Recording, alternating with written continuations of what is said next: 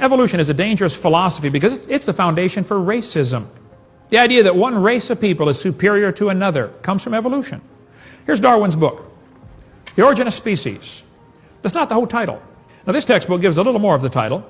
It says that Darwin wrote a book called The Origin of Species by Means of Natural Selection. Oh, they're lying. They're not giving the whole title. I've got it right here in my hand. Here's the title of the book.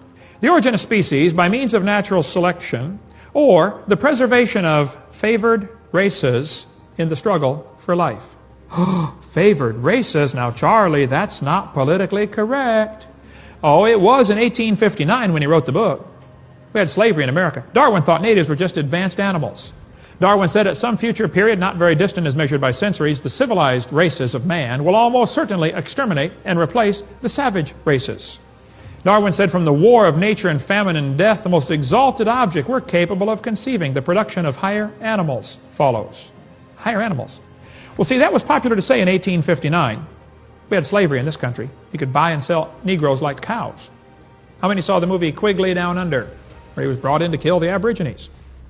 Because he was a marksman. Every single Tasmanian Aborigine was killed. Why? I think the evolution theory is directly responsible for what happened to the slaughter of the Aborigines. These two people went to Australia to collect skulls for the museums in America. Here's the article right here. A New South Wales missionary was a horrified witness to the slaughter by mounted police of a group of dozens of Aboriginal men, women, and children. 45 heads were boiled down and the best 10 skulls packed off for overseas. They shot them just to get the bones.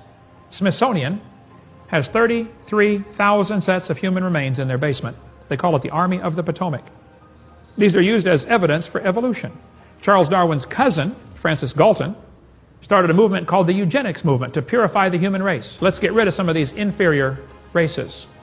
They drew in from all branches of science to make eugenics, to improve humanity. These ideas gave rise to American laws that empowered doctors to sterilize people they judged to be unfit.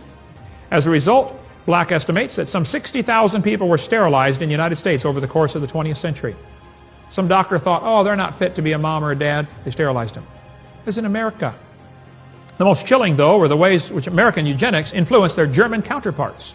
Hitler said, I have studied with great interest the laws of several American states concerning the prevention and reproduction by people whose progeny would, in all probability, be of no value or be injurious to the racial stock.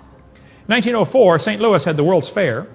They brought in 2,000 what they said were primitive people and had a big display about the primitive people to demonstrate the superiority of the white man. That's 100 years ago, folks.